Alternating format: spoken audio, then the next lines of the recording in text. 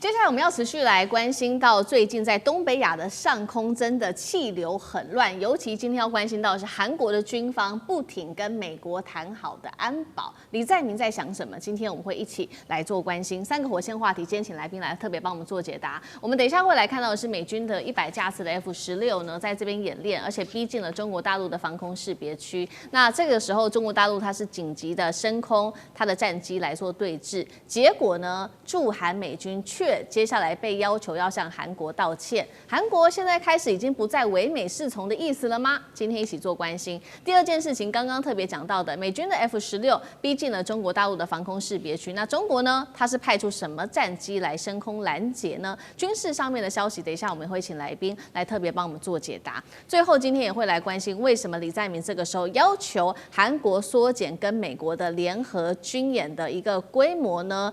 它是要重塑美韩之间的军事关系，还是在测试同盟底线？接下来美韩的长期军事合作会有什么样子的冲击？今天就这些议题，我们会一起来做关心。我们要特别来看到的是来自于韩联社这边做的披露，说呢，在2月18号的时候，还有19号的时候，我们看到这个驻韩的美军在黄海的上空进行了100架次的一个 F-16大规模的单独训练，逼近中国大陆它的防空识别区当中，中方是紧急派了他的战机升空，双方一度就因此在空中展开了对峙。针对此呢，韩国的国防部长立刻的去要求了驻韩美军司令针对这件事情来做道歉。那么也跟他表达了抗议，结果他确实，我们来看到驻韩的美军司令这位是布伦森，是确实是立刻向韩国道歉了。大家有时候觉得说这件事情很奇怪啊，美军在韩国的地盘上面为什么要跟韩国道歉呢？尤其过去依照的是这个美韩的安保条约，在战争发生的时候，韩军的指挥权是握在美军的手上的。那美军其实拥有高度的这个自主权。为什么这个时候好像看起来韩军可以压在美军的头，韩方可以压在美军的头上呢？而且时间点更敏感的事情是，李在明正在力推2028年他要收回战时指挥权。怎么看接下来美韩的安保出现了什么样子的变化？大使怎么看？对，其实美军跟这个韩军在韩国战场上的军事的动作跟相互的知会，跟谁指挥谁这一点是一个长期在争论的问题，这中间有模糊点，所以呢，事实上这些问题一直没有办法解决。韩国认为就是说，民间甚至军方人，你外国军队在我韩国，你要听我韩国人指挥，对，尤其在战时那可是美军说，根据安保条约，战时美军在韩国发生战时的时候，指挥权属于美军。对，那这个韩国当然心里不痛快，跟美国去吵了很久。2007年的时候，当时的卢武铉就跟美军说谈好了，2012年2007谈好了，2012年美军会把战时指挥权移转给韩军。结果呢，后来不了了之。到了李明博的时候呢，他到2010年又跟美国人谈了一次，然后说，我跟美国谈好，2015年会转让给韩军。结果呢，又怎么样？又不了了之。所以到了2014年朴槿惠上台以后呢，他就跟这个又对外说，我们又跟美军谈好，2016年会移转。可是到现在都没有移转。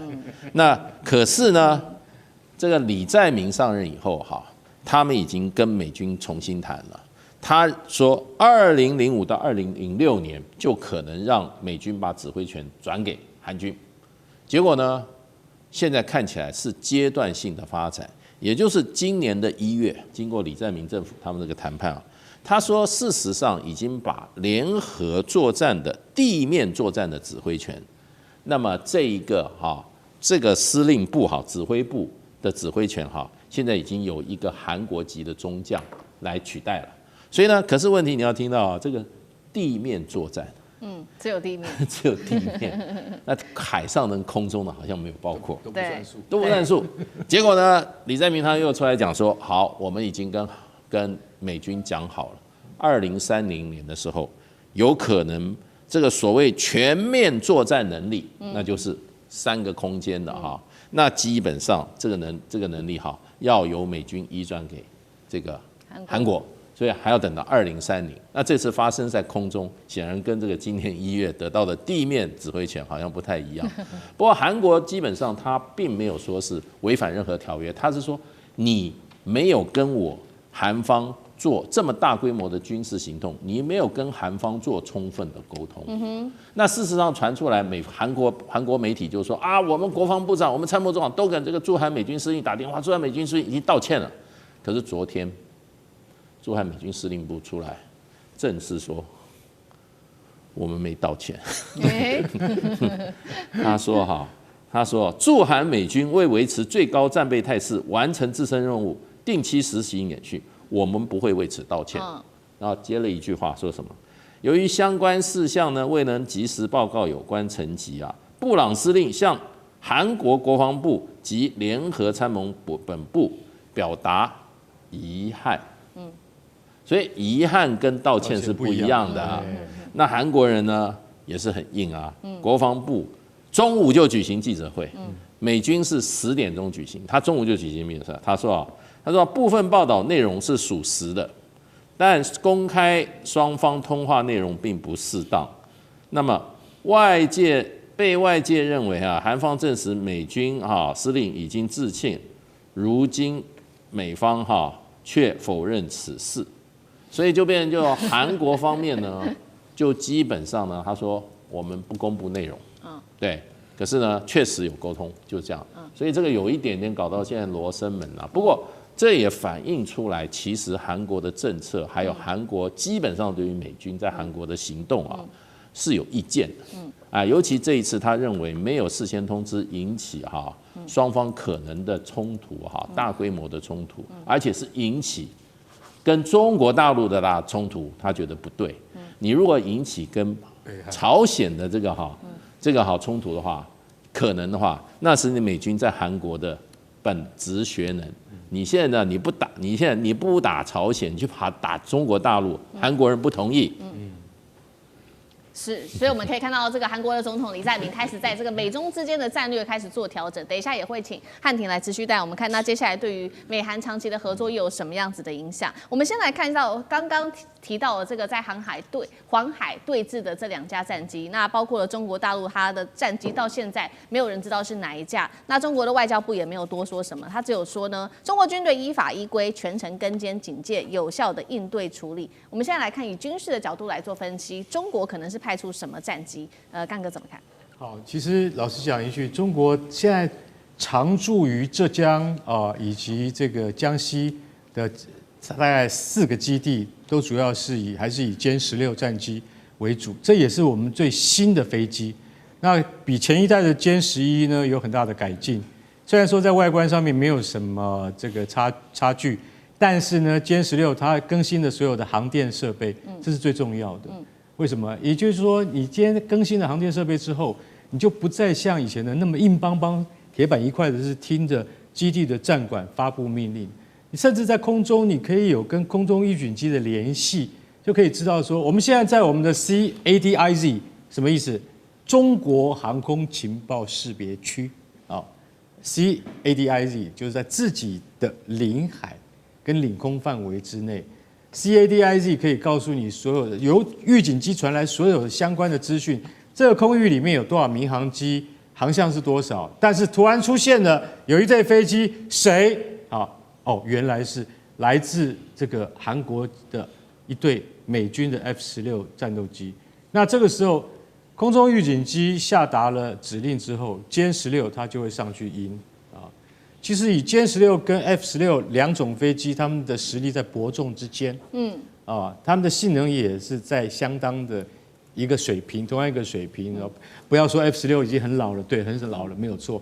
但这些飞机平均年龄只有20岁，跟我们现在的歼16或者是歼11的这个寿命是差不多的最重要的就是说，如果发生了对峙的情况之下，那两军等于是只有1线之隔，只要你再多飞200公尺，不是200公里200公尺，那你就过去了，就等于进到了韩国航空识别情报区，叫做 KADIZ。你只要飞进去了，那对不起，防空雷达就会警告，防空雷达开始警告，爱国者就会锁定你了哦，你会知道你被锁定了。为什么？因为你进到我的防空识别区来，那战机也一定会到你面前。可是这一次，我先跟各位讲，布朗森司令，刚刚大使讲说没有实际上的道歉，我跟各位讲，美军司令不会跟你道歉的。他是来帮你忙的，他就算做错了，他只能说 "It's a great pity"， 非常遗憾的。对，但是不会讲 sorry， 他不可能跟你说 sorry 的。我跟各位讲，这是你看得见的东西，这是2月18号你看见的东西，看不见的是他私底下调动 B2 跟 B1 这种隐形轰炸机的时候，他绝对不会告诉你的。Bronson 不可能告诉李在明，或甚至告诉安圭博韩国的国防部长说。我要调动一队 B2 来哦，可能会也是降落在你们的乌山基地，在哪里？京畿道的乌山基地，因为那是最大的基地。我还不会告诉你这些，等到飞机飞到你面前你就知道了啦，不可能会告诉你的。更不要讲间谍机，就比如说以前的 SR-71高空侦察机黑鸟，这些他们在行动中跟行动结束都不会告诉你的，所以千万不要以为美韩之间。他们有一些什么谅解跟备忘没有？我今天是来帮你忙的。4万美军驻扎在韩国的境内，就是在帮你打仗。你到底还要要求什么？不过应该有的外交的这些告知的话是会有的。是。可是，在军事行动上面的话，美国它一向都是独断独行的。老实讲一句，他也不会告诉台湾，他也不会告诉你韩国，他更不会告诉日本。为什么？因为它叫做美军，好吗 ？OK， 这样懂了吧？好，确实哦，这一次美国的战机在黄海这边跟中国大陆展开对峙，让韩国很不满，所以现在美韩的关系也开始出现一些变化吗？因为在这一件黄海上面的对峙争议发生之后，我们来看到是朝鲜日报最新又在爆料，紧接着进入3月份了，本来要举行的这个本来要举行的这一场自由之盾联合军演，现在呢，韩方呢因为要求要大幅缩减规模，因此呢。跟美国没有共识，已经被迫要推迟了。李在明也给出一个理由，他说，理由呢，就是因为今年是南北韩和平共处的第1年，那美国也很尴尬。他说呢，我已经把我的人员啊、装备都全部准备好了，你在这个时候却临时要这个缩编，等于是美国被打脸，但是他也怎么办呢？也只能无奈表示没有办法，表示惊讶。那接下来对于这个长期的美韩合作是否已经开始出现了一些变化？李在明在想什么？汉庭怎么看？这一连串的操作确实让很多过去认为韩国唯美是从的观察家们跌破了眼镜。不过，不论美方是道歉还是遗憾，你想想看，美国什么时候会向台湾表示过道歉跟遗憾呢？从这点来看，韩国还是挺了不起的啊。那韩国这一系列，你看他做了3件事情啊。就第一个，在黄海的事件上，是在我们农历大年初了。他主要的抗议是什么？是说美军根本没有跟韩方有充分的协调沟通，然后呢，你美国的挑衅行为是把韩国置于了中美冲突的前沿，严重违背韩国自己的国家利益。而这个抗议在整个韩美同盟历史上非常罕见，因为过去呢，韩国对美军的做法往往就是默许或者事后解释，从来没有抗议。那第二呢，就是拒绝捆绑踢开日本，因为几乎就在同时间，美国提议我们美日韩要联合空中演习啊，但李在明呢也拒绝，为什么？说你这个很靠近日本什么主导就主权的相关问题啦，所以韩国不碰。